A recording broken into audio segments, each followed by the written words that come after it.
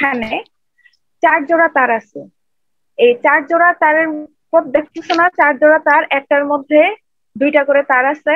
প্রত্যেক একটা তারের কাজ হচ্ছে ডেটা ট্রান্সফার করা, আরেকটা তারের কাজ হচ্ছে নয়েজ বা ম্যাগনেটিক ফিল্ড থেকে মুক্ত করা। ইউটিপির একটা অসুবিধা হচ্ছে যে এটা যেহেতু আনশিল্ডেড, মানে এটার উপরে এক্সট্রা কোনো শিল্ড নাই, এই তার যে কোনো কারণে ক্ষতিগ্রস্ত হতে পারে। এই তারটা একটু কম দামি তার। এরপর আসি শিল্ডেড টুইস্টেড পেয়ার, যেটাকে এসটিপি বলা হয়।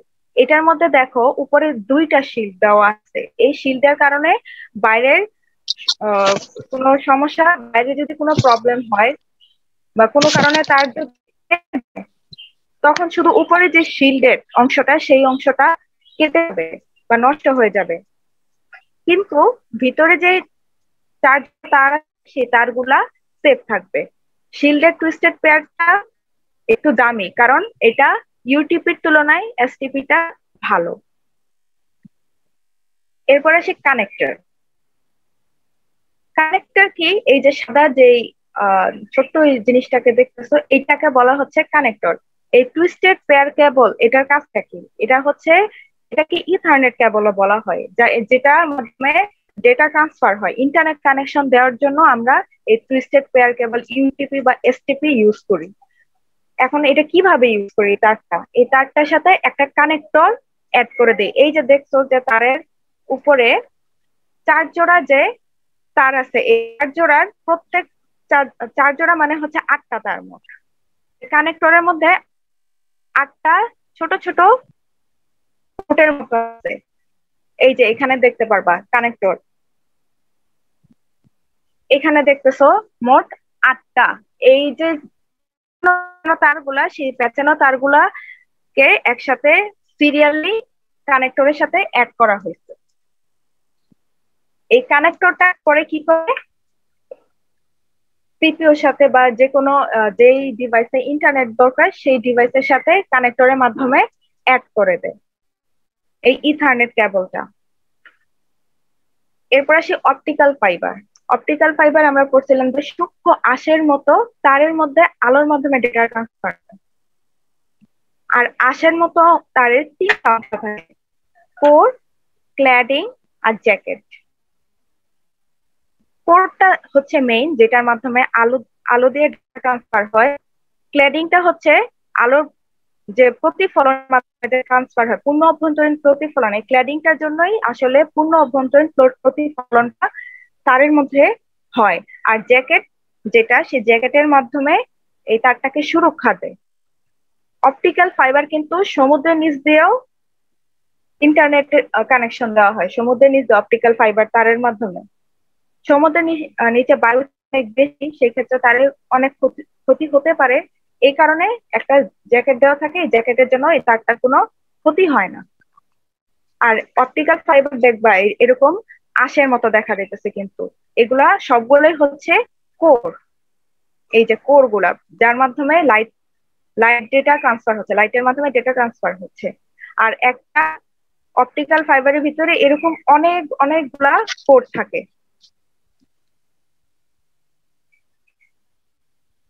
বাস্তব জীবনে অপটিক্যাল ফাইবার কেমন? এরকম চিকন হলুদ তারের মতো থাকে, যেগুলাকে মাত্র 30 ডিগ্রি অ্যাঙ্গেলে বাঁকানো যায়। অন্যান্য তারগুলাকে 360 অ্যাঙ্গেলে বাঁকানো যায়, কিন্তু অপটিক্যাল ফাইবারের যেহেতু কাঁচ, ভিতরে কাঁচ থাকে কোরটা, এটাকে শুধুমাত্র 30 ডিগ্রিতে বাঁকানো যায়, কারণ বেশি বাঁকালে কাঁচটা ভেঙে যেতে পারে। অপটিক্যাল ফাইবার গুলা এইভাবে কানেকশন দেওয়া থাকে। একটা ভিডিও দেখি যে কিভাবে আলোর পুনঃভ্যন্তরীকরণের মাধ্যমে ডেটা ট্রান্সফার হয়।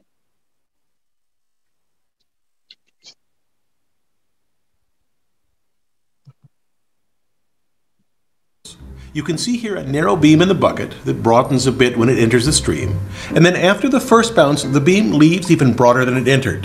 That's because the interface with the air is uneven, and the rays that make up the beam strike at slightly different angles.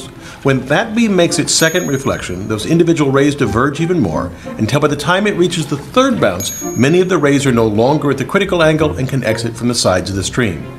Here it happens in a few inches, but in a cable like TAT8, the signal travels a stunning 50 kilometers before it needs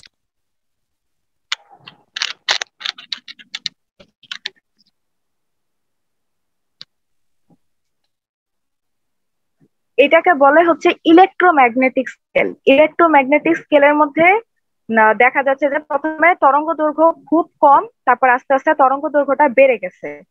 তরঙ্গ দৈর্ঘ্য যদি কম থাকে তাহলে frequency বেশি হবে, আর তরঙ্গ দৈর্ঘ্য যদি বেশি হয় তাহলে ফ্রিকোয়েন্সি কম হবে। আমরা জানি যে গামা রে, এক্স রে এগুলা কিন্তু খালি চোখে দেখা যায় না, কারণ এগুলোর ফ্রিকোয়েন্সি অত্যন্ত বেশি। ফ্রিকোয়েন্সি বেশি তাই এগুলোর তরঙ্গ দৈর্ঘ্য কম। তারপরে আসলো হচ্ছে আলট্রা ভায়োলেট রশ্মি, যে রশ্মিটা আসে। তারপর এই ছোট্ট সূক্ষ্ম স্পেসে হচ্ছে ভিজিবল লাইট। এই ভিজিবল লাইট টুক অংশ শুধুমাত্র খালি চোখে দেখতে পারি, এর আগের টুক অংশ এবং পরের অংশটা আমরা খালি চোখে দেখতে পারি না। ভিজিবল লাইটের পরে আসলো ইনফ্রারেড রে, তারপরে রেডিও ওয়েভ। আস্তে আস্তে কিন্তু তরঙ্গ দৈর্ঘ্য কমে গেছে, বেড়ে গেছে, যার ফলে ফ্রিকোয়েন্সি গেছে। এটা হচ্ছে তোমার ফিজিক্সেও তোমরা পাবা এরকম ইলেকট্রোম্যাগনেটিক স্কেল। আলোর হচ্ছে আলোর স্কেলটা যে কত থেকে কত পর্যন্ত রেঞ্জ প্রত্যেকটা আলোর ক্ষেত্রে।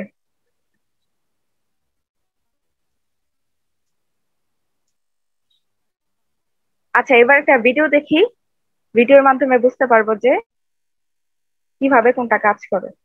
The uses of electromagnetic waves. Radio waves. These waves are used in radio and television communication systems. AM band is from 530 kHz to 1710 kHz. Higher frequencies up to 54 MHz are used for shorter wave bands.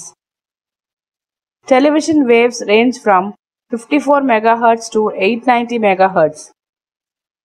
FM band is from 88 MHz to 108 MHz.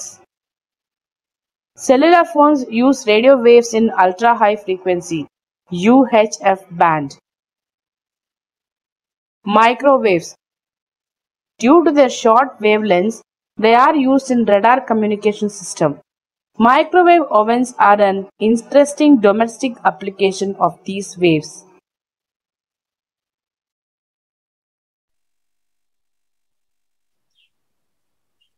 আচ্ছা,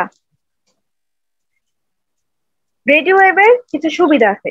একটা বড় ধরনের সুবিধা হচ্ছে radio wave যে কোনো বাধা অতিক্রম করতে পারে। মাঝে যদি কোনো দেয়াল অথবা পাহাড় পর্বত থাকে সেই রেডিও ওয়েভটা অতিক্রম করতে পারে। আর রেডিও ওয়েভের সব থেকে বড় অসুবিধাটা হচ্ছে এর তরঙ্গ দৈর্ঘ্যটা বেশি হয়, যার জন্য ফ্রিকোয়েন্সি কম হয়। আর এই ফ্রিকোয়েন্সি কম হওয়ার জন্য ডাটা ট্রান্সফার রেটটা কম হয়। আমরা সবসময় চাই যে ডাটা ট্রান্সফার রেটটা যেন বেশি থাকে। এই ভিডিওটার মধ্যে হচ্ছে রেডিও ওয়েভ সাথে মাইক্রোওয়েভও দেখাই দিচ্ছে।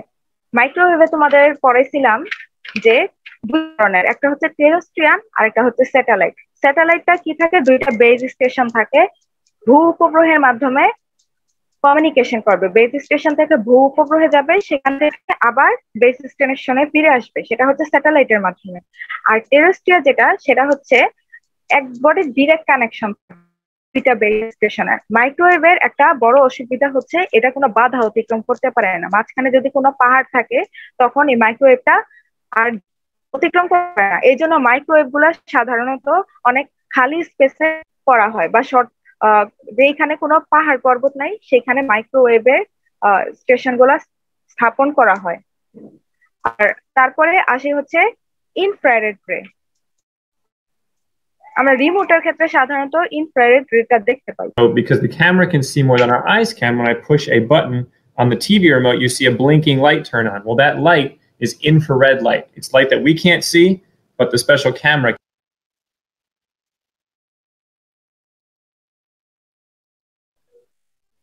রিমোটের মধ্যে যেই রেটা ইউজ করা হয় সেটা হচ্ছে ইনফ্রারেড রে, যেই রেটা তুমি খালি চোখে দেখতে পারবে না। কিন্তু কোনো ক্যামেরা যদি রিমোটের ওই একটা পাওয়ারের মতো অংশ আছে, যখন তুমি চ্যানেল চেঞ্জ করবা, যদি ক্যামেরার সামনে ধরো তখন দেখবা যে একটা লাল কালারের লাইট বা এরকম লাইট জ্বলে উঠতেছে। এই এই রেটাই হচ্ছে ইনফ্রারেড রে, যেটা খালি চোখে দেখা যায় না। এটা শর্ট রেঞ্জের মধ্যে ইনফ্রারেড রেটা ইউজ করা হয়, সর্বোচ্চ 10 মিটারের মধ্যে ইউজ করা হয়।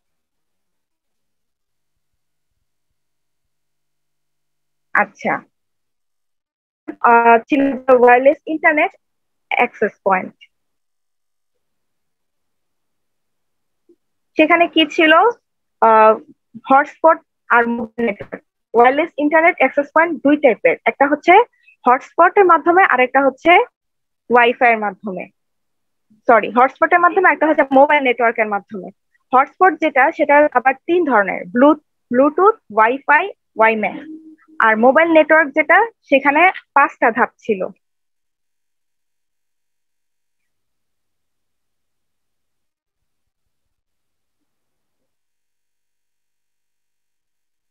তোমরা কি আমার কথা শুনতে পারতেছো? জি আপু। ওকে, আমি পড়াইতেছে বুঝতেছে, আমি আস্তে একটু স্পিডেই পড়াইতেছে, কারণ জিনিসটা বড় তো, এই জন্য। বুঝতে পারতেছো তোমরা? জি আপু, জি করতেছি। ওকে, আচ্ছা। তোমরা তো সবাই জানো যে ওয়াইফাই কি, ওয়াইফাই রাউটার কি।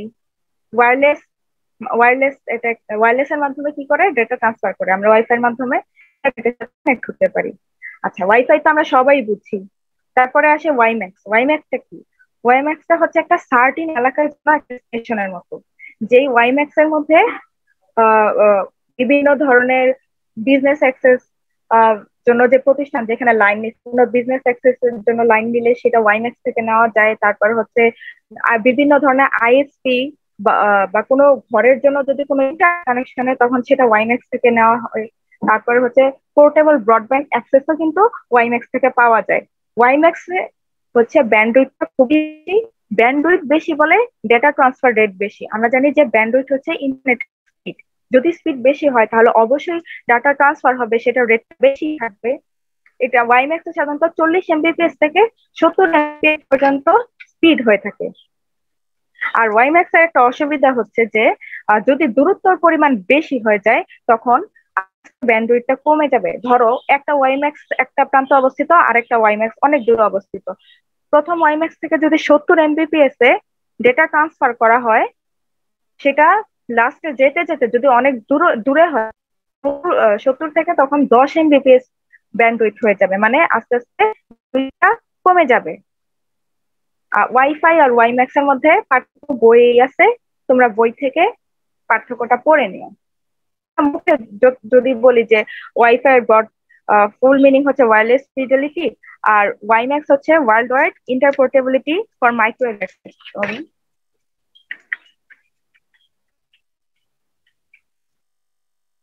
ওয়াইফাই হচ্ছে স্পিড বা ব্যান্ডউইথ যেটাই বলি 10 থেকে 50 এমবিপিএস পর্যন্ত, আর ওয়াইম্যাক্স হচ্ছে 10 থেকে 100 এমবিপিএস পর্যন্ত। ওয়াইফাই হাফ ডুপ্লেক্সে কাজ করে, ওয়াইম্যাক্স ফুল ডুপ্লেক্সে কাজ করে। হাফ ডুপ্লেক্স কি, দুই সাইড থেকে ডেটা ট্রান্সফার হবে but not a real time. আর ফুল ডুপ্লেক্স হচ্ছে দুই সাইড থেকে ডেটা ট্রান্সফার হবে বাট রিয়েল টাইম, মানে একই সময় ডেটা আসবে এবং যাবে ফুল ডুপ্লেক্সে। ওয়াইফাই হচ্ছে IEEE 802.11 সনদপ্রাপ্ত, আর ওয়াইম্যাক্স হচ্ছে 802.1। আমি বলছিলাম যে IEEE জিনিসটা কি। IEEE হচ্ছে একটা একটা অর্গানাইজেশন যেখানে সিএসসি অথবা ট্রিপলি বা বিভিন্ন ডিভাইস বা রিসার্চের জিনিসগুলো নিয়ে কাজ করে। যদি কোনো রিসার্চ IEEE তে সনদপ্রাপ্ত হয়, তার মানে হচ্ছে ওই রিসার্চটা বা ওই ডিভাইসটা ভেরিফাইড, এটা ইউজ করা সিকিউর বা এটা ঠিক আছে। IEEE হচ্ছে একটা ওয়ার্ল্ড ওয়াইড অর্গানাইজেশন যেখানে রিসার্চ গুলা নিয়ে রিসার্চ করা হয় বিভিন্ন ডিভাইসের উপরে বা বিভিন্ন ডিসকভারির উপরে, টেকনোলজি রিলেটেড জিনিসপত্র যেখানে রিসার্চ করা হয়। আচ্ছা, ওয়াইম্যাক্স এর ছবিটা কি দেখা যাচ্ছে?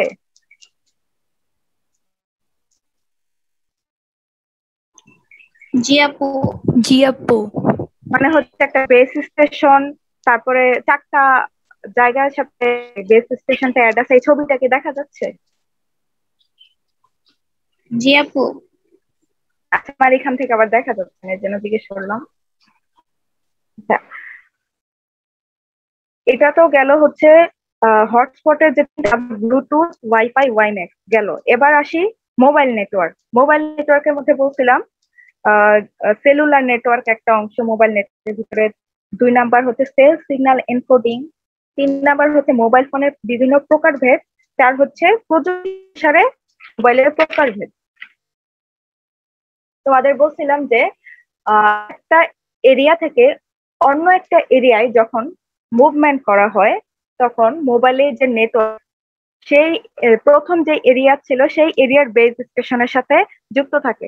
ওই এরিয়াটা থেকে বের হয়ে যখন অন্য এরিয়ায় চলে যায় তখন সেই এরিয়ার বেস স্টেশনের সাথে মোবাইল নেটওয়ার্কটা তখন যুক্ত হয়ে যায়, মানে অবিচ্ছিন্ন সংযোগ থাকে, সংযোগটা বিচ্ছিন্ন হয়ে যায় না। সেলুলার নেটওয়ার্ক বলতে বোঝায় যে চলনশীল ও স্থির বস্তুর মধ্যে মোবাইল কমিউনিকেশনটাকে বোঝায়। চলনশীল হচ্ছে তোমার মোবাইল আর স্থির বস্তুটা হচ্ছে এই বেস স্টেশন। এই ভিডিওটার মধ্যে অ্যানিমেশনটা দেখলে বুঝতে পারবো যে কিভাবে এটা চলনশীল আর স্থির বস্তুর মধ্যে মোবাইল কমিউনিকেট He হচ্ছে। receives the signal from base station A. That is, antenna A has a strong hold on out device's signal.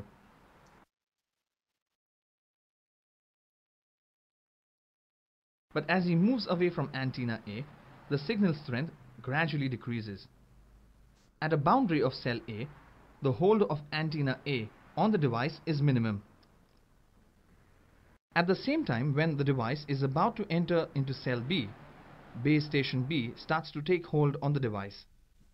Thus, at the border of cell A and cell B, both the antennas have equal amount of hold.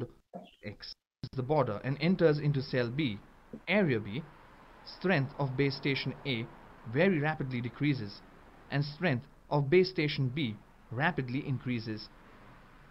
In short, the device receives the signal network from base station B.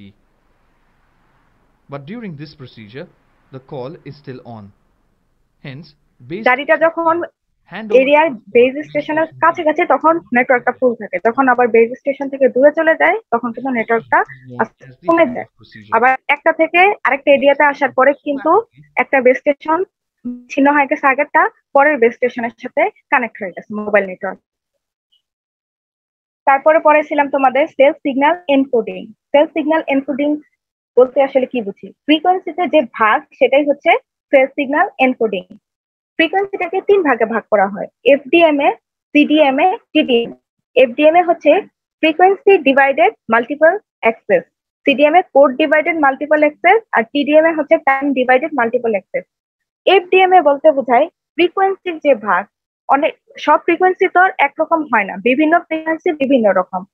তোমরা ফিজিক্সে পড়বা যে যেহেতু পড়ছো অবশ্যই জানো যে সবকিছুই আসলে ফ্রিকোয়েন্সি। অনেক সময় বলে যে শব্দের মাধ্যমে জিনিস ভাঙা যায় বা পৃথিবী ধ্বংস হবে যখন সিংহায় ফু দেওয়া হবে, সেই ফ্রিকোয়েন্সি পৃথিবীর ফ্রিকোয়েন্সির সাথে মিলে যাবে, মিলে গেলেই পৃথিবী ধ্বংস হয়ে যাবে। ফ্রিকোয়েন্সি ম্যাচ করলেই ধ্বংস হয়ে যায়। তার মানে হচ্ছে পৃথিবীর কোনো ফ্রিকোয়েন্সির সাথেই এক না, মানে মিল নাই, সবগুলা ফ্রিকোয়েন্সি আলাদা। যে ফ্রিকোয়েন্সির যে অনেকগুলা ভাগ, সেই ভাগটাই হচ্ছে ফ্রিকোয়েন্সি ডিভাইডেড মাল্টিপল অ্যাক্সেস। এই ফ্রিকোয়েন্সির উপর ভিত্তি করে কিন্তু এফএম রেডিও চলে বা বিভিন্ন টিভির চ্যানেল গুলা চলে। এফএম মানে কি? ফ্রিকোয়েন্সি মডেল, মানে হচ্ছে বিভিন্ন ফ্রিকোয়েন্সি। এফএম এর জন্য একটা নির্দিষ্ট ফ্রিকোয়েন্সি আছে, 88 থেকে 108 পর্যন্ত এইটার ফ্রিকোয়েন্সি। তোমরা দেখবা যে বিভিন্ন চ্যানেলের কিন্তু ফ্রিকোয়েন্সি বিভিন্ন, যেমন 88.0 হচ্ছে রেডিও ফুর্তি, 88.4 হচ্ছে রেডিও আমার। সেখানে ফ্রিকোয়েন্সি গুলা ভিন্ন। 108 এফএম যেটা, সেটা হচ্ছে বাংলাদেশ বেতার মনে হয়। তারপরে টিভি চ্যানেলের ক্ষেত্রে ধরি, চ্যানেল আই, এটিএন, এনটিভি, প্রত্যেকটার জন্য কিন্তু ফ্রিকোয়েন্সি আলাদা। এই আলাদা ফ্রিকোয়েন্সি এটাই এফডিএমএ।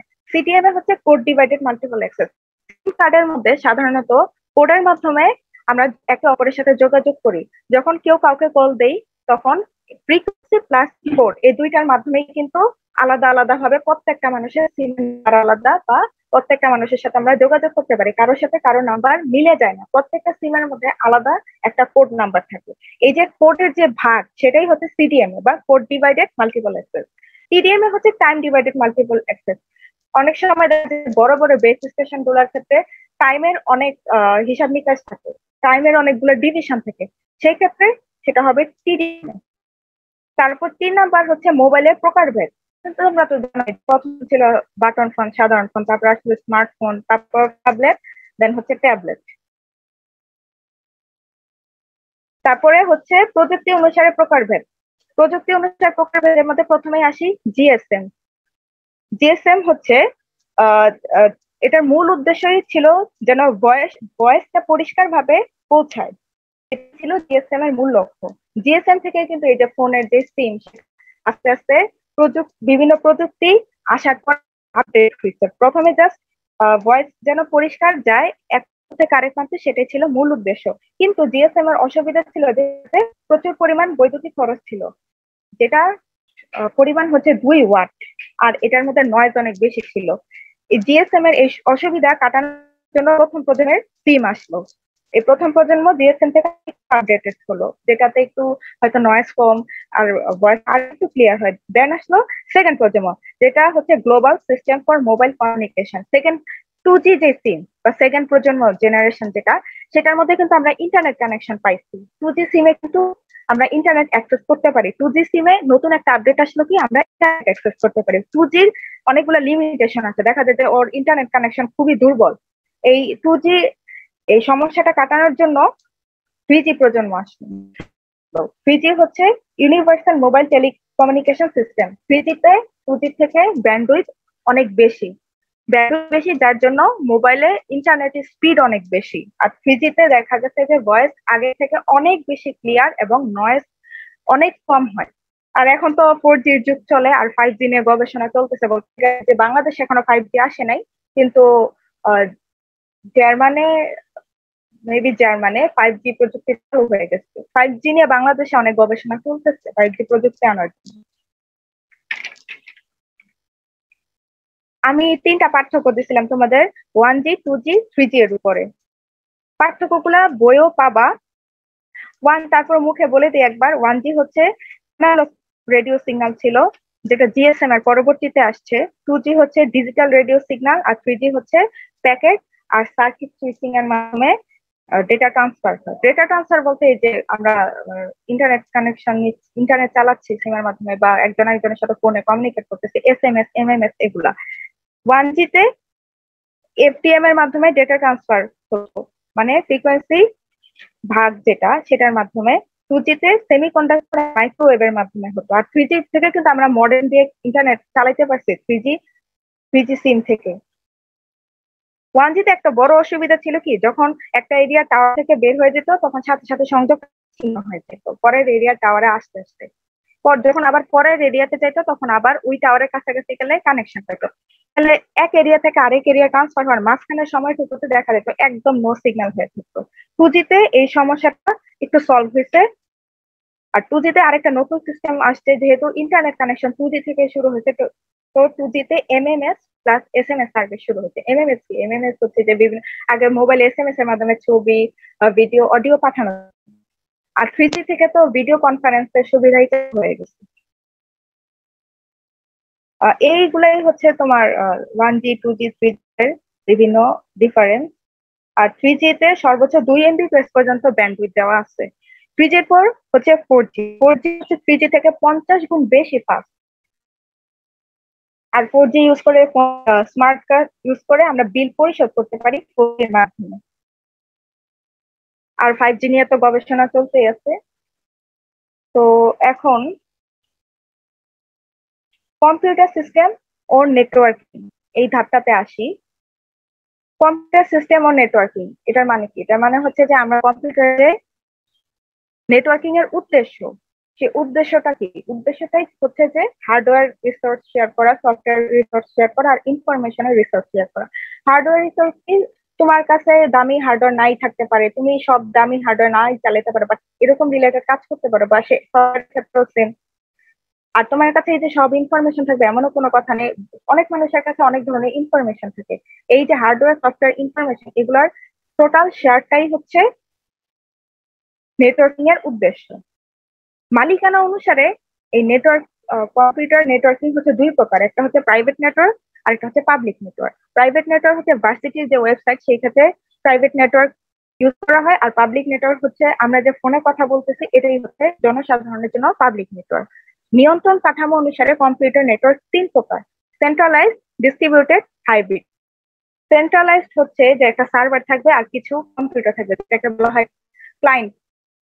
সার্ভার থেকে ক্লায়েন্ট ব্রাউজ করে বিভিন্ন ইনফরমেশন পাবে। সার্ভার শুধু ক্লায়েন্টকে তথ্য দিবে, যেটা হচ্ছে একমুখী, মানে সার্ভার থেকে তথ্য আসবে ক্লায়েন্টে। ডিস্ট্রিবিউট হচ্ছে অনেকগুলো ওয়ার্ক স্টেশন থাকবে, একটা সার্ভারের সাথে যুক্ত থাকবে। দেখা যাবে যে প্রত্যেকটা ওয়ার্ক স্টেশনের ইনফরমেশন বা হার্ডওয়্যার, সফটওয়্যার, এগুলা শেয়ার করা যাবে। হাইব্রিড হচ্ছে দুইটার মিক্সিং। আর এতক্ষণ তো বললাম নিয়ন্ত্রণ কাঠামো অনুসারে কম্পিউটার নেটওয়ার্ক তিন টাইপের, সেন্ট্রালাইজ, ডিস্ট্রিবিউটেড আর হাইব্রিড। এবার আসে ভৌগোলিক কাঠামো অনুসারে কম্পিউটার নেটওয়ার্কিং 4 প্রকার। এন মানে হচ্ছে personal area network, LAN local area network, man হচ্ছে মেট্রোপলিটন এরিয়া নেটওয়ার্ক, ওয়ান হচ্ছে ওয়াইড এরিয়া নেটওয়ার্ক। এই ভিডিওটা দেখলে আমরা ক্লিয়ার হয়ে যাব জিনিসগুলো সম্পর্কে। এখানে ল্যান, প্যান আর ম্যান এই তিনটা সম্পর্কে ভিডিও দেওয়া আছে। সবাই বুঝতেছো? তাহলে আমি ভিডিওটা প্লে করি। জি আপু। So let's first talk about a PAN. PAN stands for Personal Area Network. Now this is a type of network that is used on a personal level. It's a network that is used for connecting devices such as smartphones, tablets, and laptops. And they connect to each other by using wireless technology such as Bluetooth, infrared, and near-field communication, or NFC. But they can also connect by using a wired connection, such as a USB cable. PANs are generally used for transferring small files, such as music, photos, calendar appointments, and so on. And the next type of network is a LAN. Now, LAN stands for Local Area Network. Is a group of devices such as computers, servers, switches, and printers, which are located in the same building, such as in an office or in a home. In other words, in close proximity to each other. The most common type of LAN is an Ethernet LAN, where two or more computers connect Ethernet cables using a switch. Now, a WLAN, or Wireless Local Area Network, is a local area network that uses wireless communication instead of wired communication. A wireless LAN is defined as having at least two devices that use wireless communication to form a local area network. A wireless LAN will typically have a Wi-Fi router or a wireless access point for wireless devices such as laptops, tablets, wireless desktops, and smartphones to communicate. So in simple terms, a wireless LAN is a LAN but without using cables. And the next network type is a CAN. Now CAN stands for Campus Area Network. A CAN is a network that joins two or more LANs together within a limited area. So for example, a CAN could be a university that has multiple buildings in the same general area that are connected to each other to form a larger network. So these buildings could be different departments on a university's property, with each building having their own LAN in their department. And then the buildings are connected to form a campus area network. And the next network type is a MAN.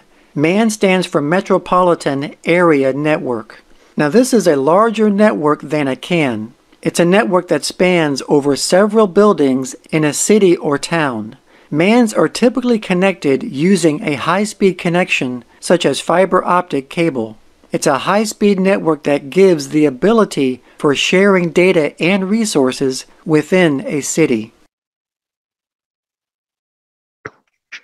আচ্ছা, pan হচ্ছে খুব short রেঞ্জের মধ্যে করা হয়। LAN হচ্ছে wifi, যেটা দুই প্রকারের, একটা হচ্ছে ক্লায়েন্ট সার্ভার কমিউনিকেশন, একটা হচ্ছে পির টু পির। পির টু পির মানে হচ্ছে প্রত্যেকটা ডিভাইসের সাথে শেয়ার করতে পারবে, প্রত্যেকটা ডিভাইসই ক্লায়েন্ট, প্রত্যেকটা ডিভাইসই হচ্ছে সার্ভার।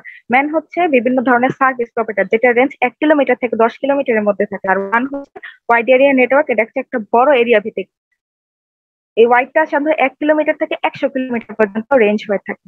আচ্ছা, তোমাদের এই সময় লেস দেন 1 মিনিট আছে, এখনই কেটে যাবে। তোমরা আবার সেম লিংকে জয়েন করো, এটা এখনই কেটে যাবে। আমি যে পড়াইছি তখন তোমরা বুঝতে পারছো বা ভিডিওটা দেখতে পারছো? ভিডিওর সাউন্ড গেছে? জি আপু।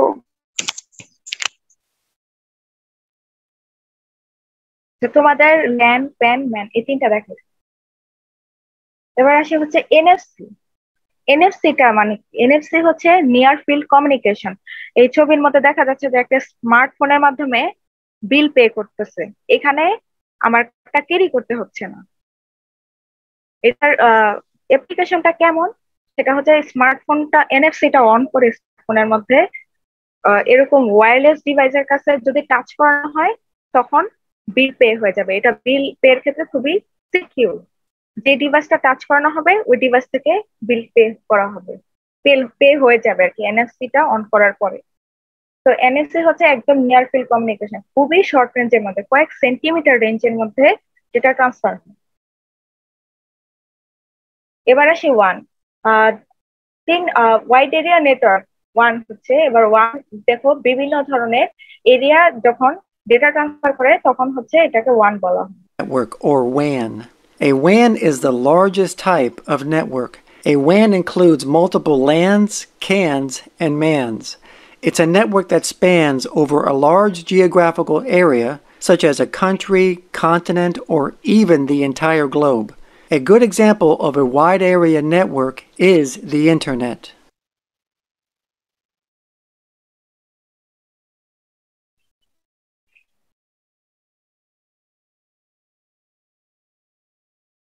আচ্ছা, এরপর হচ্ছে এবার এতক্ষণ তো পড়লাম যে কত রেঞ্জের থেকে কত রেঞ্জের মধ্যে ডেটা কমিউনিকেশন হলে সেগুলোকে কি বলা হয়।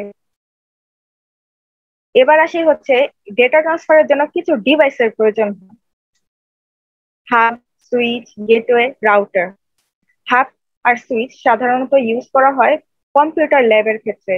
যে ল্যাবের মধ্যে অনেকগুলো কম্পিউটার আছে, সেই প্রত্যেকটা কম্পিউটার একটার সাথে না একটা কানেক্টেড থাকে, সেই নেটওয়ার্কিং করার জন্য হাব অথবা সুইচের মাধ্যমে প্রত্যেকটা কম্পিউটার কানেক্ট করা হয়। আর রাউটার হচ্ছে যে একটা ইন্টারনেট কানেকশন থেকে রাউটার ওয়্যারলেস মিডিয়ার মাধ্যমে বিভিন্ন ডিভাইসের সাথে কানেক্ট থাকে এবং ডেটা ট্রান্সফার করে। এই ডিভাইসগুলো সম্পর্কে ভিডিওর মাধ্যমে জানতে পারবো। হাব হচ্ছে ইন্টেলিজেন্ট ডিভাইস না, বাট সুইচ হচ্ছে ইন্টেলিজেন্ট ডিভাইস। কিভাবে? হাব কি করে? শুধুমাত্র ডেটাটাই ট্রান্সফার করে, আর কিছুই করে না। তো পিসি যদি অফ থাকে তখন দেখা যায় যে সে সেইখানেও ডেটা ট্রান্সফার করতেছে। এর ফলে কি হয়? নেটওয়ার্কের ট্রাফিক বাড়াচ্ছে। ট্রাফিক বাড়া মানে হচ্ছে আমরা রাস্তায় ট্রাফিক বাড়লে কি হয়? জ্যামে পড়লে অনেক ওয়েট করতে হয়, আমাদের ডেস্টিনেশনে পৌঁছাইতে অনেক লেট হয়ে যায়। হাব যখন এরকম অপ্রয়োজনীয় ডাটা ট্রান্সফার করতে থাকে, মানে যেই পিসিতে আমার দরকার নাই সেখানেও যদি ডেটা ট্রান্সফার করতে থাকে তখন লাইনের মধ্যে ট্রাফিক বাড়ে, যার জন্য অন্য যেগুলো কানেক্ট আছে, যেগুলো সচল আছে, সেগুলোকে ডেটা ট্রান্সফার হতে অনেক লেট হয়।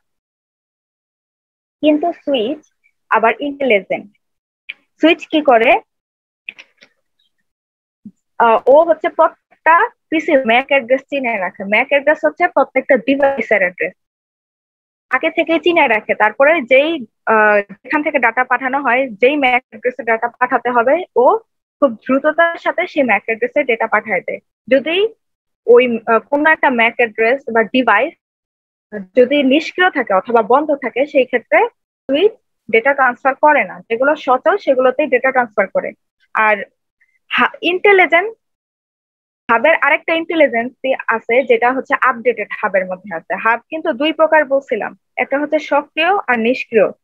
নিষ্ক্রিয়টা শুধুমাত্র ডেটা ট্রান্সফার করে, আগেই বলছে। আর সক্রিয়টা হচ্ছে লো সিগন্যালকে অ্যাম্পলিফায়ারের মাধ্যমে লো সিগন্যালটাকে হাই করে দেয়। এটা হচ্ছে হাবের একটা ইন্টেলিজেন্সি। তার মানে হাবের উপকারিতাও আছে, অপকারিতাও আছে। সুইচেরও উপকারিতা আছে, অপকারিতাও আছে। অপকারিতাটা আমি এখন না বললাম। রাউটার হচ্ছে, আমরা তো সবাই জানি যে ইন্টারনেট কানেকশনের মাধ্যমে ওয়্যারলেস মিডিয়াতে ডেটা ট্রান্সফার করা হয়। এবার ভিডিও দেখি। Can be seen as a doorway out of your internal network into the outside world, what you call internet. A router can be seen as a network connecting device. Because a router not only uses the MAC address of the computer, but also the IP address, it can be classified as layer 3 device. The information sent is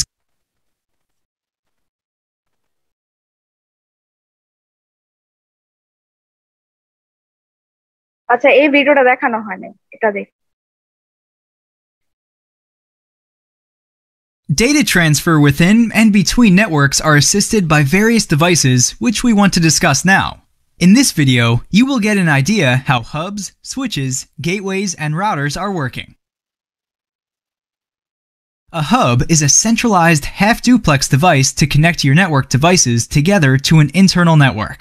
At the center of a star network, it accepts with its multiple ports Ethernet connections from network devices. A hub is not considered to be intelligent because it rebroadcasts any signal receiving from one device to all other devices on the network. To tell it in another word, when data arrives to one of its ports, a copy of this is sent to all of the other ports. This is a big disadvantage, which not only causes security concerns, but also unnecessary traffic on the network. And think about all the devices connected to a hub are competing for immediate usage. Data collision can occur when two devices transmit simultaneously. Another reason to avoid a hub for messaging that require immediate response. You would characterize the hub as a level 1 device. If you want to send the data package straight to the destination without spamming the entire network, that is what switches do. Unlike a hub, a switch is intelligent. A switch can actually learn the physical addresses of the devices that are connected to it, and it stores these physical addresses, called MAC addresses, in its table. But how do so? Let's start with an empty table. Computer A sends a data package to computer D, as the switch does not know where D is, so it just behaves like a hub and spams every computer. But it is learning. By checking the MAC address as a part of the data package, it learns that computer A can be found on port 1. If computer C sends now a data package to computer A, the switch can directly send the data to computer A without floating the entire network. Also, a new entry to the MAC table can be done. So when a data package is sent to a switch, it's only directed to the intended destination port. Switches are also full duplex devices that allow data signals to flow simultaneously in both directions. That means each port has its own collision domain.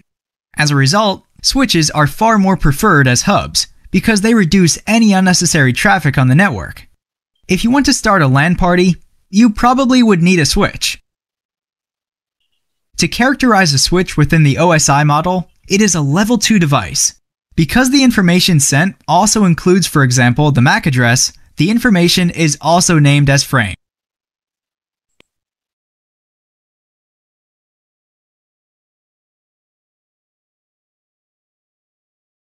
ভিডিওটা বুঝতে পারছো? যদি ইংলিশে বলছে মানে হালকা পাতলা বুঝতে পারছো? ম্যাক অ্যাড্রেস এখানে ডিটেক্ট করে একটা টেবিল থাকে সুইচের ভিতরে, ওই যে কয়টা ডিভাইস কানেক্টেড থাকে প্রত্যেকটা ডিভাইসের জন্য টেবিল থাকে। আগে থেকে যদি ম্যাক অ্যাড্রেসে ডিটেক্ট করা থাকে তাহলে ডেটাটা কোনো ট্রাফিক ছাড়াই খুব দ্রুত পাঠিয়ে দিবে। আর এটা ফুল ডুপ্লেক্সে কাজ করে, মানে রিয়েল একটা পিসি থেকে ডেটা আদান প্রদান, দুইটা পিসি বা ডিভাইসের মাধ্যমে ডেটা একই সময় আদান করা যায় সুইচের মাধ্যমে। বুঝতে পারছো?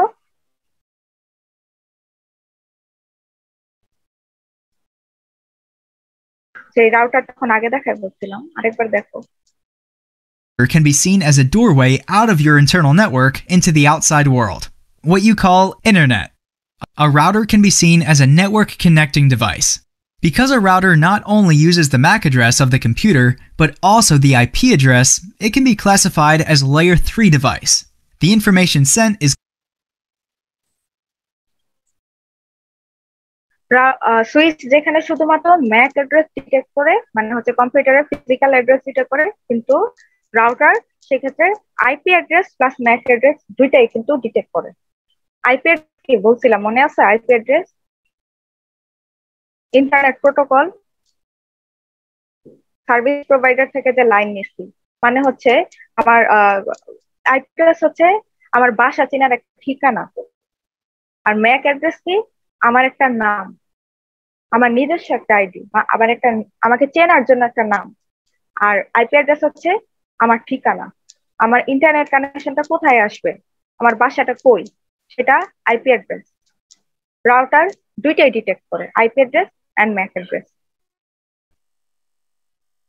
আচ্ছা, এরপর আসি হচ্ছে রিপিটার। আমরা কি শিখলাম? হাব, সুইচ, রাউটার, এবার হচ্ছে রিপিটার। রিপিটার কি করে? অনেক দূরবর্তী কানেকশনের ক্ষেত্রে রিপিটার লাগানো থাকে। রিপিটার অনেক দেখা যায় যে দূরবর্তী কানেকশন যাইতে যেতে লো হয়ে যায় সিগন্যালটা, রিপিটার আবার ওই সিগন্যালটাকে অ্যাম্পলিফায়ারের মাধ্যমে হাই করে দেয়। এটাই হচ্ছে রিপিটারের কাজ। তারপর হচ্ছে ব্রিজ। ব্রিজে অনেকগুলা ল্যান সংযুক্ত থাকে আর ব্রিজের প্রসেস থাকে। এখানে দেখতে পাচ্ছি একটা বাস বাস টপোলজির মাধ্যমে অনেকগুলা কম্পিউটার কানেকশন দেওয়া আছে। তো প্রথমে এই ভিডিওর মধ্যে আমরা দেখবো যে কিভাবে বাস টপোলজিতে ডেটা ট্রান্সফার হয় আর বেস সংযুক্ত করার পর কি ধরনের সুবিধাটা হয়। The time PC1 tries to send data to PC8, the data is used to broadcast to all the available PCs in a network. And like this, it simply creates a lot of traffic. So, from overcoming this problem, we are using a networking device called Bridge. Bridge divides a LAN into two segments and stores all the PC's MAC address into its table. Now, if the PC1 tries to send data to PC2, the data will first travel to Bridge. Bridge will read its MAC address table and decide whether to send the data to segment 1 or segment 2, and after that it will broadcast. Hence, the PC2 is in segment 1, so the bridge will only broadcast the data to segment 1, and like this it reduces the traffic in a network. Let's take another example. Here, PC1 is trying to send data to PC8. So, the data will first travel to Bridge. Bridge is going to read its MAC address table and decide whether to send the data into segment 1 or segment 2. Hence, the PC8 is in segment 2. Bridge will broadcast this data in segment 2. So guys, hope this video is helpful for you. Then please hit the like button. Here is a small test for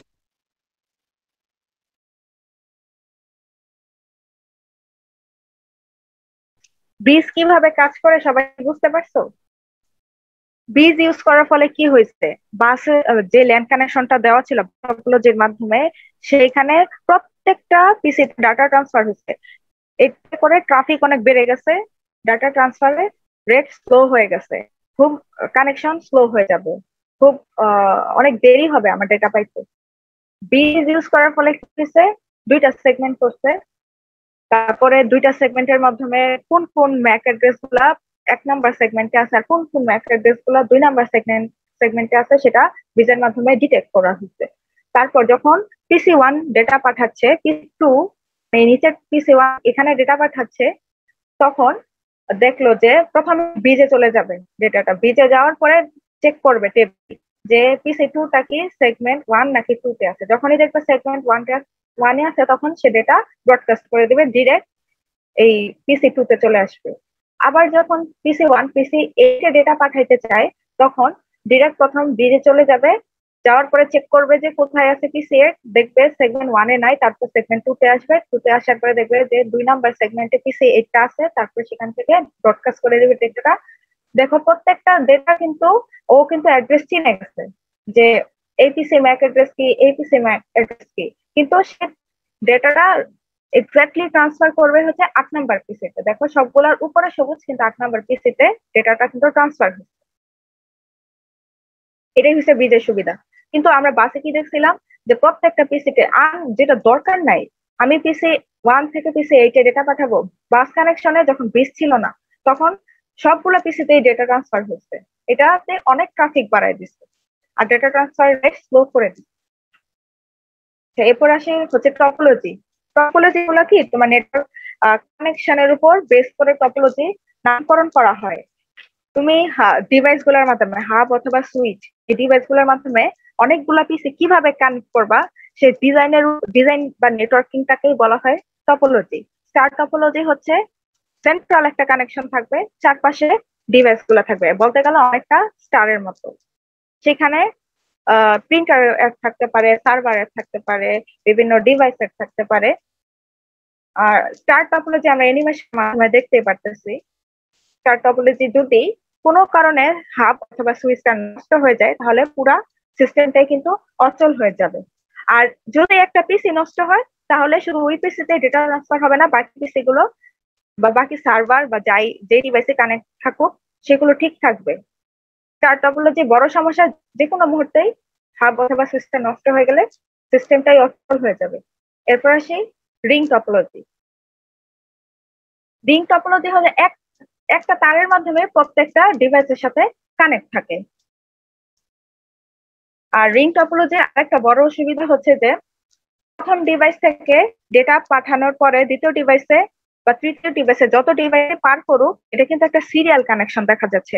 আস্তে আস্তে frequency কমে যাবে। যদি 100 হার্টজে আমি data পাঠাই, second পিসিতে সেটা আস্তে আস্তে 80 হার্টজ হয়ে যাবে, থার্ডে যায় 60 হবে, আর ফোর্থে যে 40 হার্টজ হয়ে যাবে। আস্তে আস্তে কমে যাবে। এটা একটা বড় ডিসঅ্যাডভান্টেজ। মানে সব ডিভাইসে ব্যান্ডউইথটা সেম পাবে না, স্পিড সেম পাবে না। প্রথমে বেশি পাইলেও সবার লাস্টে আসতে অনেক স্পিড কমে যাবে। সবার লাস্টে যে পিসিটা সিরিয়ালে অ্যাড আছে সেই পিসিটাতে অনেক স্লো ডেটা আসবে, কিন্তু সেকেন্ডে যেটা আছে সেটাতে লাস্টেরটা থেকে একটু ফাস্ট ডেটা আসবে। এটার আরেকটা বড় ডিসঅ্যাডভান্টেজ হচ্ছে যে যদি কোনো কারণে একটা তার নষ্ট হয়ে যায় মাঝখান থেকে, তাহলে পুরো সিস্টেমটাই অচল হয়ে যাবে। কারণ এই একটা তার নষ্ট হলে আর আলাদা কোনো ওয়ে নাই ডেটা ট্রান্সফার হওয়ার, যার জন্য পুরো সিস্টেমটাই অকেজো হয়ে যাবে। অথবা যদি কোনো কারণে একটা ডিভাইস নষ্ট হয়ে যায় মাঝখান থেকে, তাহলেও পুরো সিস্টেমটা অকেজো হয়ে যাবে, কারণ অল্টারনেটিভ আর কোনো ওয়ে নাই ডেটা ট্রান্সফার করার। তার মানে রিং টপোলজিটা খুব বাজে একটা নেটওয়ার্কিং। এটা ইউজ করা খুবই বাজে হবে, ঠিক হবে না এই রিং টপোলজিতে নেটওয়ার্কিং করাটা। এরপর আসে বাস টপোলজি। আমরা আগেই ভিডিওতে দেখছি বাস টপোলজি অনেক ট্রাফিক বাড়ায় দেয়, প্রত্যেক ভাবে যেতে থাকে আর কি। আর যেতে বাস টপোলজির ক্ষেত্রে সেম। কোনো কারণে যদি বাসটা নষ্ট হয়ে যায়, মানে এই যে মাঝখানে যে বড় তার যে কানেকশনটা, তাহলে পুরো সিস্টেমটাই অকেজো হয়ে যাবে। আর ব্যান্ডউইথ এখানে কিন্তু ভাগ হয়ে যাচ্ছে। দেখো ব্যান্ডউইথ ভাগ হয়ে যাচ্ছে মানে স্পিডটা ভাগ হয়ে যাচ্ছে। এখান থেকে পিসি 1 থেকে যদি ডাটা পাঠাই, পিসি 2, 3 তে প্রত্যেকটাতে সেম স্পিডে যাওয়ার কথা, কিন্তু না। একটা বাসের যদি পরপর দুইটা পিসি কানেক্ট থাকে, তখন যদি ব্যান্ডউইথ 10 এমবিপিএস হয়, তাহলে প্রথম পিসিতে 5 পাবে, দ্বিতীয় পিসিতেও 5 পাবে, কিন্তু ফুল 10 কোনো পিসিতেই পাবে না। তার মানে ব্যান্ডউইথ এখানে ভাগ হয়ে যাচ্ছে। এটাও বলতে গেলে একটা ভালো সিস্টেম না, কারণ আমার যেই স্পিডে ডেটা পাঠানো আছে সেই স্পিডটাই আমি ঠিক মতো পাচ্ছি না এখানে। এরপর আসে মেশ টপোলজি। মেশ টপোলজি হচ্ছে প্রত্যেকটা ডিভাইসের সাথে প্রত্যেকটা ডিভাইস কেবলের মাধ্যমে কানেক্ট থাকবে। কোনো একটা কারণে যদি এই ডিভাইস থেকে এই ডিভাইসে ডেটা ট্রান্সফারের ক্ষেত্রে তারটা নষ্ট হয়ে যায়, তখন অল্টারনেটিভ আরো অনেক তার আছে, যেই অল্টারনেটিভ তারের মাধ্যমে ডেটা পাঠাইতে পারবে। অথবা কোনো একটা কারণে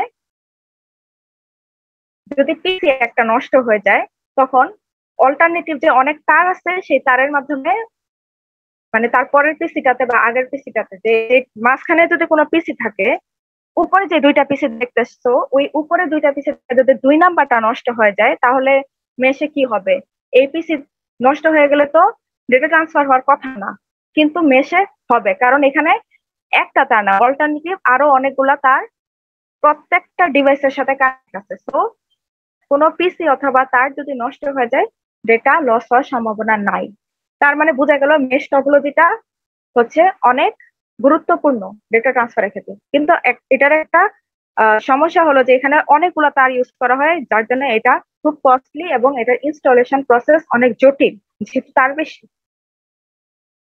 আর তোমাদের একটা সূত্র দেখাইছিলাম যে ডিভাইস কয়টা থাকলে তার কয়টা লাগবে মেশ টপোলজিতে। তোমরা কি ওই সূত্রটা ক্লিয়ার দেখতে পারছিলা? n × n-1/2 এইভাবে আমরা বের করব।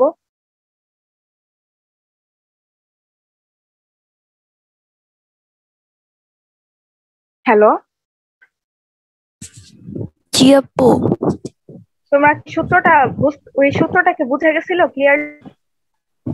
বুঝে গেছিল মোটামুটি। সূত্রটা হচ্ছে n × n-2।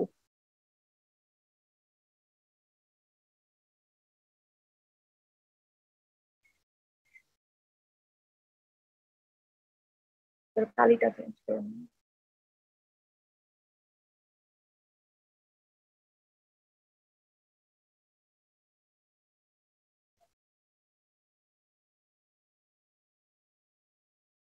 সরি, এটা 2 না, এটা 1 হবে। n × n-1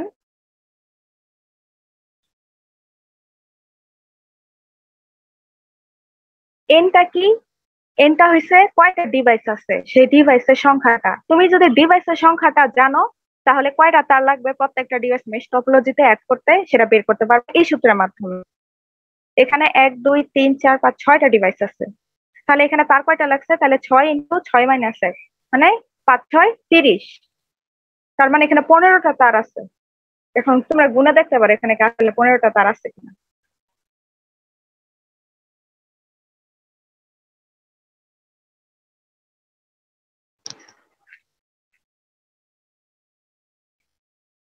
তারপর আসি হচ্ছে ট্রি টপোলজি।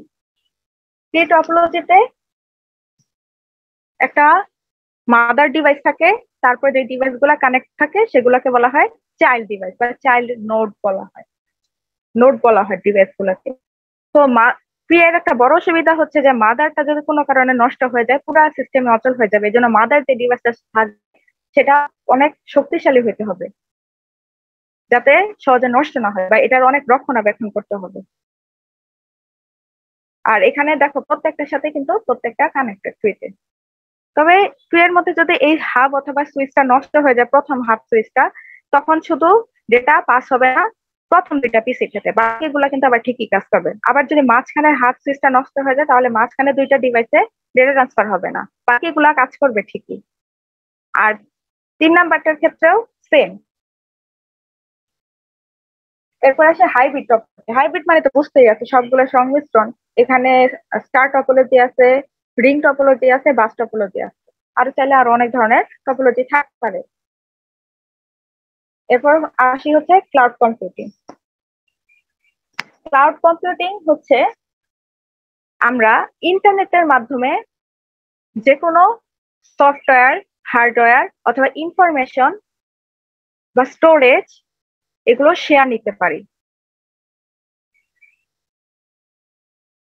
আমাদের মোবাইলে দেখা যায় যে এত পরিমাণ স্টোরেজ থাকে না, অথবা আমাদের পিসিতেও এত পরিমাণ স্টোরেজ থাকে না। মোবাইল যে কোনো সময় নষ্ট হয়ে যেতে পারে, পিসিও যে কোনো সময় নষ্ট হয়ে যেতে পারে, কিন্তু অনেক ইম্পর্টেন্ট ফাইল কিন্তু থাকতে পারে যেগুলা আমাদের ভবিষ্যতের জন্য দরকার হবে, বা কোনো প্রতিষ্ঠানেই অনেক ইম্পর্টেন্ট ফাইল থাকে।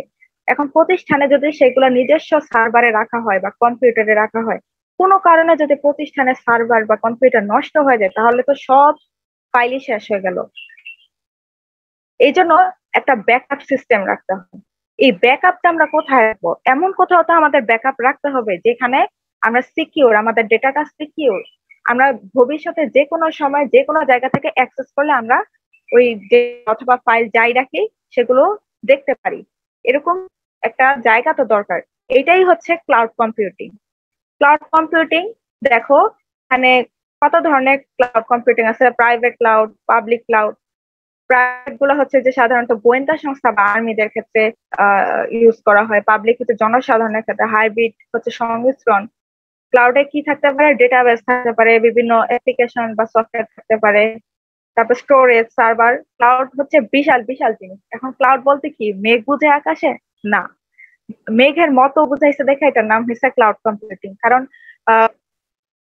ক্লাউড হচ্ছে তোমার শক্তিশালী সার্ভার, যে সার্ভার গুলো হচ্ছে অনেক শক্তিশালী, এবং অনেকগুলো শক্তিশালী সার্ভারের শেয়ারের মাধ্যমে এই ক্লাউড কম্পিউটিংটা গড়ে ওঠে। ক্লাউড কম্পিউটিং এর কিছু বৈশিষ্ট্য আছে, সেটা হচ্ছে রিসোর্স স্কেলেবিলিটি। এটার মানে হচ্ছে আমি যদি যে কোনো সাইজ বা টাইপের ডেটা রাখি সেটাই যেন অ্যাকসেপ্টেবল হয়। আমাকে যেন না বলে যে না এই একটা সাইজ বা একটা টাইপ নির্দিষ্ট করে দেওয়া না থাকে, আমি যেই ধরনের ডেটা টাইপ রাখতে চাই সেই ধরনের যেন রাখতে পারি, এটাই হচ্ছে রিসোর্স স্কেলেবিলিটি। তারপরে হচ্ছে অন ডিমান্ড, আমি যখন রাখতে চাই, রাত হোক দিন হোক, যখন ইচ্ছা রাখতে চাই আমাকে রাখার পারমিশন দিবে। 3 নাম্বার হচ্ছে পে অ্যাজ ইউ গো, মানে হচ্ছে আমি যতক্ষণ পর্যন্ত বিল পে করব ঠিক ততক্ষণ পর্যন্ত ক্লাউড সেবা পাবো, বা যতটুকু টাকা বা অ্যামাউন্ট বিল পে করব ঠিক ততটুকু পর্যন্ত আমি সেবা পাবো। যতটুকু টাইম আমি থাকবো ক্লাউডে তত টাইমের জন্য আমাকে বিল পে করতে হবে। আমি যদি একদিনের মধ্যে 24 ঘন্টার মধ্যে 3 ঘন্টা ক্লাউডে থাকি, আমার কাজ করি ক্লাউডে, আমি সেই 3 ঘন্টার জন্য বিল পে করব, ওই একদিনের জন্য 24 ঘন্টার বিল আমি পে করব না। আর 4 নাম্বার হচ্ছে স্টোরেজ শেয়ার। তোমরা তো গুগল ড্রাইভে দেখো বিভিন্ন ধরনের ছবি রাখো, বা ফেসবুকেও বিভিন্ন ছবি আপলোড দিয়ে রেখে দাও, কিন্তু ফেসবুক আইডিও তো যে কোনো সময় নষ্ট হয়ে যেতে পারে। তারপরে হচ্ছে গুগল ড্রাইভে রাখো, ড্রপবক্সে অনেকে ছবি রাখে বা অনেক ভিডিও, অডিও, অনেক ডকুমেন্টস রাখে। এগুলোর ফলে কি হয়, যে কোনো জায়গা থেকে আমি অ্যাক্সেস করতে পারি। আমাকে যে আমার পিসি বা মোবাইল কোনো কারণে নষ্ট হয়ে গেলে আমি এই ছবিগুলা যে কোনো ফোন বা পিসি ইউজ করে ক্লাউডের মাধ্যমে ওগুলো আবার ওইসব ডিভাইসে ব্যাকআপ করতে পারবো অথবা ভিউ করতে পারবো। মানে ক্লাউডের মাধ্যমে আমরা আমাদের ডেটাটা ব্যাকআপ রাখতে পারি বা সেভ রাখতে পারি। ক্লাউডের সিকিউরিটি অনেক দরকার হয়, কারণ এখানে অনেকের ইম্পর্টেন্ট ফাইল থাকে। এখানে যদি সিকিউরিটির সমস্যা হয় তাহলে দেখা যাবে যে অনেক ভাইরাস বা স্প্যামিং হয় অনেক ধরনের। তো এটাও অনেক, ক্লাউডের ক্ষেত্রে সিকিউরিটিটাও অনেক শক্তিশালী। ক্লাউডের কিন্তু বিভিন্ন সার্ভিস অনুযায়ী ভাগ আছে। ক্লাউড পরে তোমরা কি ক্লাউডটা বুঝছো? জি আপু। আচ্ছা, 3 ধরনের সার্ভিস আছে। একটা হচ্ছে SaaS মানে সফটওয়্যার অ্যাজ আ সার্ভিস, তারপর IaaS infrastructure as a service, তারপরে হচ্ছে PaaS platform as a service. এগুলোর মানে কি? মানে হচ্ছে software as a service, SaaS, যেটা মানে হচ্ছে আমাকে বিভিন্ন ধরনের সফটওয়্যারের মাধ্যমে ডেটাগুলো ব্যাকআপ রাখার জন্য ক্লাউডে সার্ভিস দিবে, সেবা দিবে আমাকে। এইগুলার সার্চের মধ্যে কি হতে পারে, গুগল ড্রাইভ, ড্রপবক্স, আরো অনেক ধরনের ক্লাউড সফটওয়্যার আছে। তোমরা এগুলাতে কি করো, ইন্টারনেট কানেকশন দরকার, এখানে একটা অ্যাকাউন্ট করবা, অ্যাকাউন্ট করে এখানে তোমাদের প্রয়োজনীয় জিনিস রাখতে পারবা। চাইলে লগ আউট করে রাখতে পারো, যখন যেখানে ইচ্ছে সেখানে যে কোনো ডিভাইস থেকে ইন্টারনেট কানেকশনের মাধ্যমে ওই অ্যাকাউন্টটা লগ ইন করেই তোমরা আবার যা রাখছো সেগুলো দেখতে পারবা।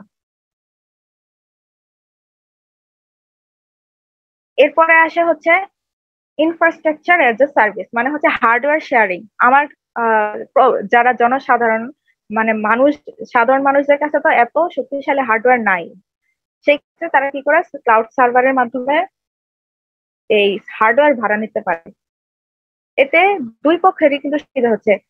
সাধারণ মানুষ হার্ডওয়্যার ভাড়া নিয়ে তারা তাদের কাজও করতে পারতেছে, আর যাদের কাছ থেকে ভাড়া নিচ্ছে তাদেরকে তো পেড করতেই আছে।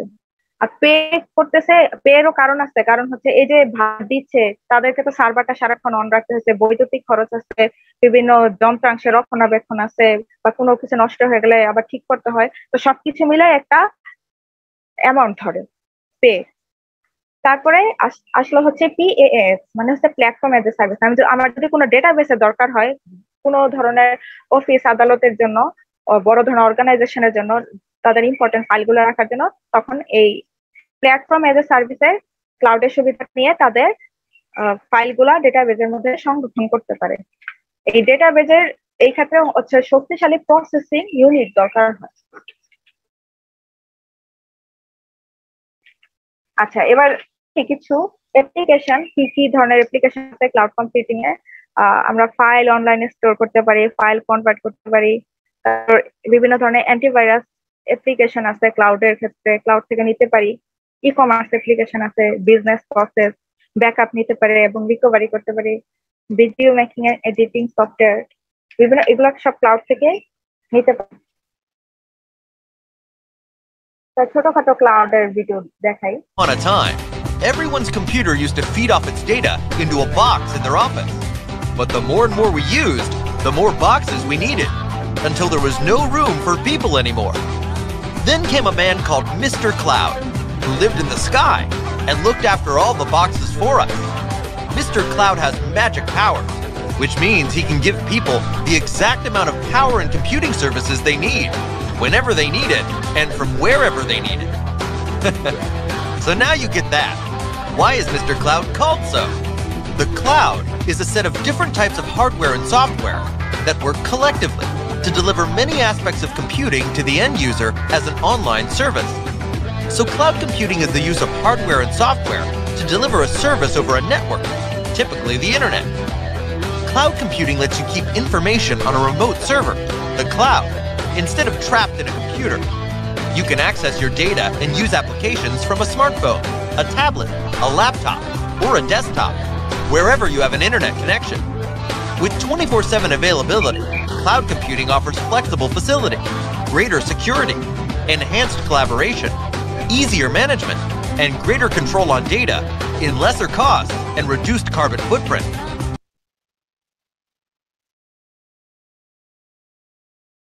ক্লাউড কম্পিউটিং একটা অসুবিধা হচ্ছে তুমি হচ্ছে ইন্টারনেট কানেকশন ছাড়া ক্লাউডে ঢুকতে পারবা না, অ্যাক্সেস করতে পারবা না ক্লাউডে। ইন্টারনেট কানেকশন মাস্ট দরকার। আর ক্লাউডে অনেক সময় সিকিউরিটি অনেক প্রবলেম হয়, এটা হচ্ছে আরেকটা ডিসঅ্যাডভান্টেজ ক্লাউডের।